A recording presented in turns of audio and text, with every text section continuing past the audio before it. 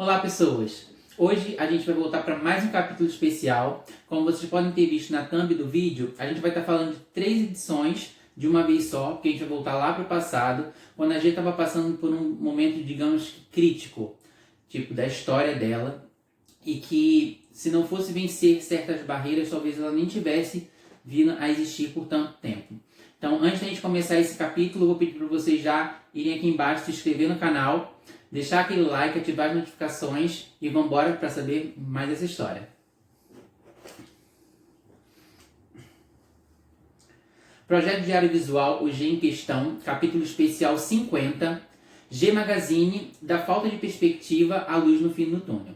Bom, para a gente entender um pouco melhor sobre o que estava acontecendo, eu vou ler para vocês o recado da Ana Fadigas, da última edição que a gente viu, que foi lá do passado, a número 7, que foi no último capítulo especial que a gente lançou, que é essa daqui, com o Lucas Palhares na capa. Que nessa daqui, ela já dava sinais que alguma coisa estava acontecendo, e ela começava o recado dela assim. Ter uma revista que nos dá muito prazer e informações importantes sobre o universo gay, uau! Você não imagina o que é difícil. É preconceito daqui e dali. Até os jornaleiros ficam com medo de expor a G, pois ela é decididamente gay. E por aí vai a coisa. Fico imaginando quantas pessoas a mais poderiam comprar a G Magazine se não fosse esse ranço todo. Dia desses, um leitor ligou contando que levou uma bronca do jornaleiro porque pediu uma G. Pode. Ainda bem que existem as bancas do bem espalhadas pelo mundo, né? Bem, leitor, mas dificuldades à parte, pois ninguém melhor do que nós sabemos como é difícil ser diferente da maioria. Então, depois dessa edição, que ainda veio tipo, no seu formato completo, a próxima edição foi a número 8, que é essa daqui, com o Mauro Borges na capa, que o Mauro Borges tinha sido até capa da segunda edição da Banana Louca, que foi antes da G virar G Magazine. E essa revista, ela foi praticamente, ela parecia uma edição especial, mas ela foi lançada como se fosse uma edição comum de G Magazine, mas veio só a revista, junto com o VHS, com o ensaio dele, os bastidores do ensaio dele. E a revista inteira era só falando sobre o Mauro Borges, que realmente era uma pessoa muito importante para a cena gay naquela época.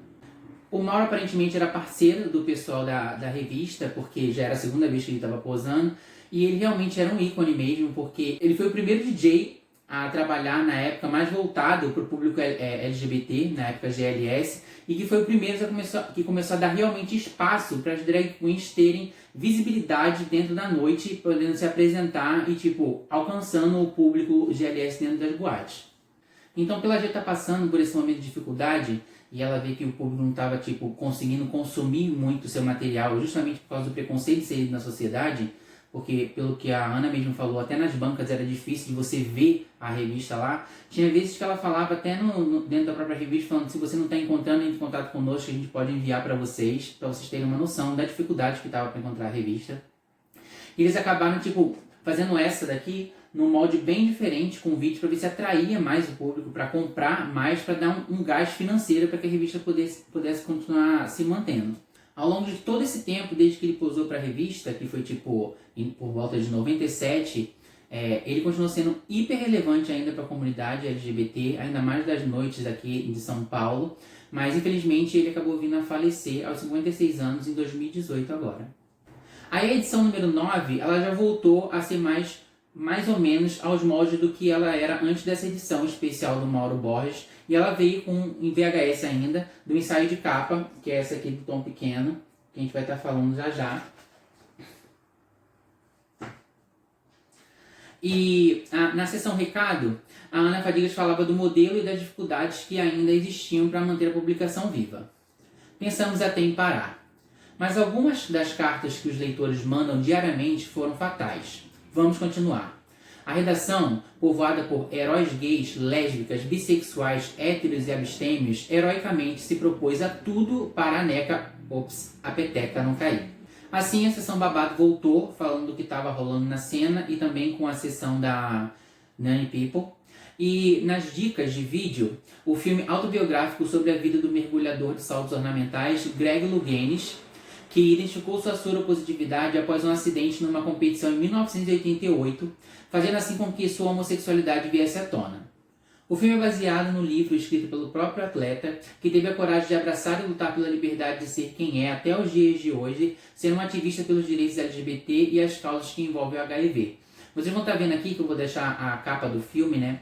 Que na verdade ele foi lançado diretamente para televisão e eu acho que lançado só em DVD.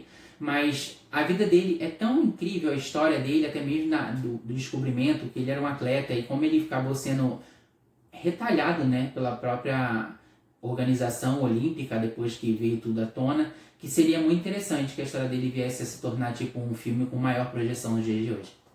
Apesar dessa edição ainda ser mais fina comparada às outras edições normais, ela era já um pouquinho mais normal em relação à do Mauro Borges e ela já veio tipo com algumas sessões como de costume que tinha o Globetrotter, que veio falando de Sydney, e sessões como Gourmet, Mexa-se, Moda e como de costume os contos. Ela teve como entrevistado um empresário francês apaixonado pelo Brasil, Gilles Lascar, proprietário da Le Boy, e na sessão e-mail, um bate-papo com Laura Bacelar, uma editora que aos 37 anos vinha realizando o sonho de ter a sua própria editora para minorias sexuais, a Edições GLS. O ensaio de capa ficou com um tom pequeno, como eu falei, vocês estão vendo aqui. E na época ele estava super em alta porque o grupo Na Boquinha da Garrafa, o grupo de axé, estava tipo estouradaço no Brasil. E isso foi tipo assim, um a mais, né, um plus para a gente conseguir tipo tentar dar um respiro financeiro e conseguir uma venda alta para poder ver se conseguia tipo colocar as finanças no trilho para continuar com a revista e tipo se tornar, né, uma publicação de projeção no Brasil inteiro. O que eu acabei vendo pelas redes sociais a respeito do Tom Pequeno é que ele assumiu a sua homossexualidade. Hoje em dia ele vive em Roma, casado, e ele trabalha na área de design de interiores.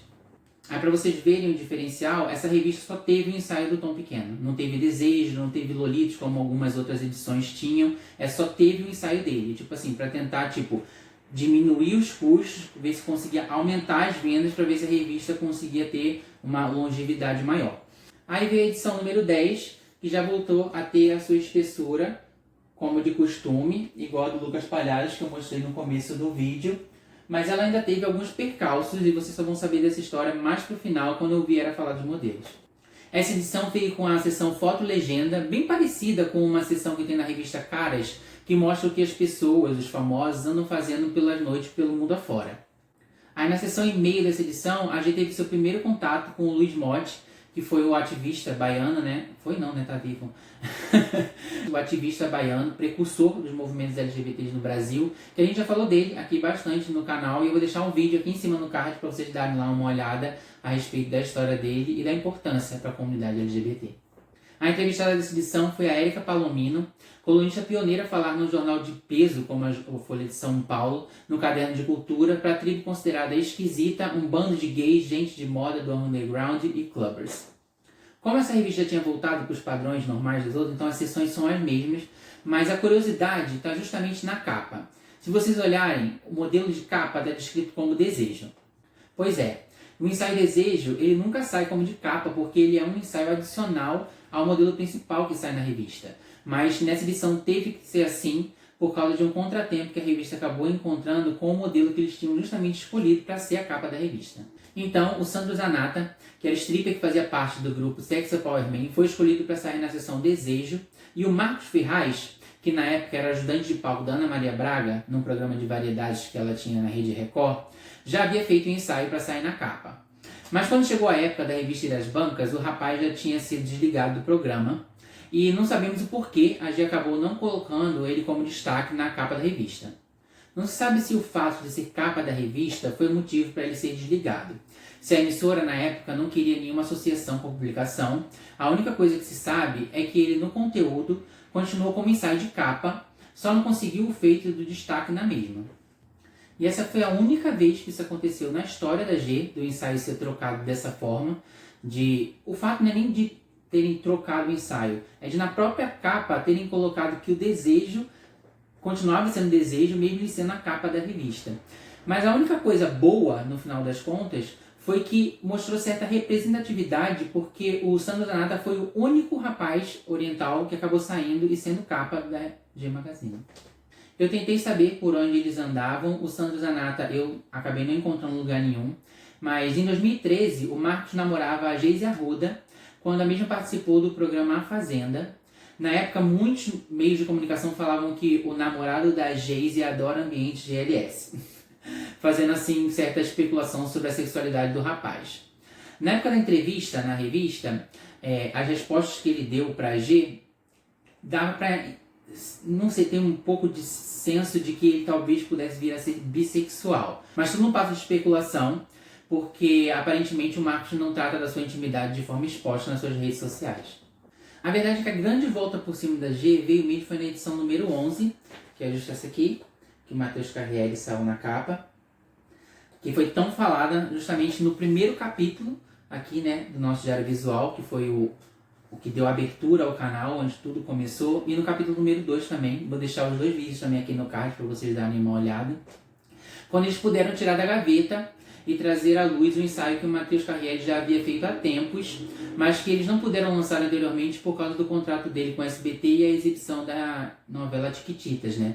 Como eles tiveram esse acordo, porque o Matheus fez o ensaio bem antes de ser chamado para fazer a novela, e logo depois que ele fez o ensaio, o SBT chamou ele para fazer parte do elenco de Chiquititas. E como era uma novela voltada para o público infantil, a G meio que foi de boa e falou, não, a gente mantém um ensaio guardado para quando você acabar a sua parte da novela, a gente lança, e veio em boa hora, né? Porque foi justo logo depois do aperto que a G estava passando, veio a pessoa com a maior projeção da história da G Magazine, até aquela época que já tinha pousado, e que acabou fazendo com que a G encontrasse tipo um caminho para enxergar uma luz no fim do túnel. Aí assim a G conseguiu notoriedade e seriedade para esse projeto que sempre foi tão querido para Ana Fadigas e todo o público LGBT. E graças a essa coragem que o Matheus teve, né, de posar para a revista, acabou dando um fôlego para continuar sendo um marco por 16 anos no mundo editorial. E agora a pergunta do Rafa. Ao longo desses 50 vídeos folheando a G, junto com o pessoal que assiste o canal, como você acha que a revista faria para sobreviver nos dias de hoje? Eu acho que hoje em dia a G Magazine só funcionaria se ela fosse uma revista digital. Porque o grande problema da história da G foi justamente conseguir bancar o cachê das pessoas para posar para a revista. E hoje em dia a nudez é uma coisa tão acessível e tão gratuita, eu acho que ela teria que ter uma estratégia muito bem elaborada para conseguir uma fidelização para que pessoas que não expõem costumeiramente sua nudez por aí conseguissem posar para sair em ensaios para o site, e ter uma fidelização mais ainda de pessoas assinando o site para ver esses ensaios. O que eu acho que seria muito mais interessante, porque ao longo desses 20 anos eu acho que a gente cresceu muito como comunidade e representatividade e pessoas engajadas no movimento, pessoas interessadas em informação realmente consistente sobre o universo LGBT, o que agregaria muito valor, eu acho, sabe? Porque ela já fez isso ao longo dos 16 anos, ela falava de muita coisa importante.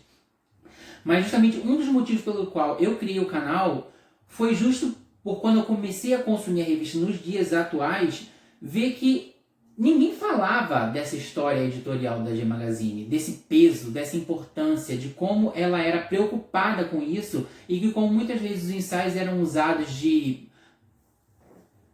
marketing, vamos dizer assim, para que a Ana conseguisse chegar nas pessoas com informação completamente relevante para o crescimento próprio e para que a gente entendesse a nossa identidade e o nosso lugar na sociedade. Então, acho que hoje em dia teria realmente uma diversidade de pessoas que poderiam estar escrevendo para ela, diversas colunas, com propriedade, falando de local de fala mesmo, pessoas transexuais, pessoas homossexuais, lésbicas, que eu acho que hoje é muito mais pontual e as pessoas estão muito mais abertas com a sua própria sexualidade para falar com mais propriedade sobre o assunto. E eu acho que todo esse conjunto de encontrar uma pessoa famosa que não está se expondo por aí, que topasse posar, junto com um editorial de peso, mesmo que fosse online, que a gente vê muita gente desconhecida criando, por exemplo, OnlyFans, com assinaturas de 5, 6, 7 dólares, e tem gente que só para consumir uma pessoa que já se expõe nua, às vezes em Twitter, em Instagram, as pessoas pagam por isso. Eu acho que com um trabalho editorial arrojado e ensaios com fotógrafos que a arte da fotografia ela também evoluiu vertiginosamente nesses últimos anos por causa de mídias sociais e redes sociais. Eu acho que seria incrível, realmente, se ela existisse hoje em dia. Eu acho que seria uma visão e uma percepção completamente diferente. E eu acho que hoje em dia, sim, ela seria conhecida não só pelos ensaios como ela foi ao longo de todos esses anos, mas por agregar todo esse universo de informação, de nudez, de ensaios fotográficos com muito mais coesão para chegar até a gente. Mas, como a gente sabe que em questões de revista, impressa, a gente sabe que a publicidade está meio que em decadência nesse ponto, justamente por causa da era da internet. Eu acho que, de forma física, eu acho que ela não conseguiria subsistir hoje em dia. Mas talvez uma revista digital seria uma pegada bem diferente, nostálgica, e eu acho que muitas pessoas teriam interesse de ter contato com isso. Então, gente, diferente de todos os capítulos, eu não vim falando sobre nenhuma temática mais complexa, foi mais para matar a curiosidade da história da própria revista, para quem acompanhou, para quem gostava, ou para quem nem tinha muita noção, mas está aqui seguindo o canal e queria saber da história dela. São curiosidades, eu acho que muita gente não sabia, eu espero que vocês tenham gostado. Se vocês que assistem o canal e que compravam a revista na época que ela era lançada, que as coisas aconteciam, vocês souberem o porquê que essa edição aqui, a número 10, teve essa troca, por que o Marcos Ferraz não pôde ser capa da revista, se alguém sabe de alguma informação de bastidores, comenta aqui embaixo pra gente ficar sabendo também, que é legal saber essas curiosidades, e a gente troca essa informação, porque tudo que eu consegui catar eu trouxe aqui pra vocês saberem, vai que vocês sabem de alguma coisa também e dividem com a gente, tá bom? Espero que vocês tenham gostado, espero só que antes de vocês irem embora, vocês desçam aqui, se inscrevam no canal, deixa aquele like, ative as notificações. Vou deixar meu Instagram aqui se vocês quiserem interagir comigo por lá. Comenta bastante, compartilha com quem curtia a G Magazine e a história dela. E a gente se vê semana que vem. Até já já.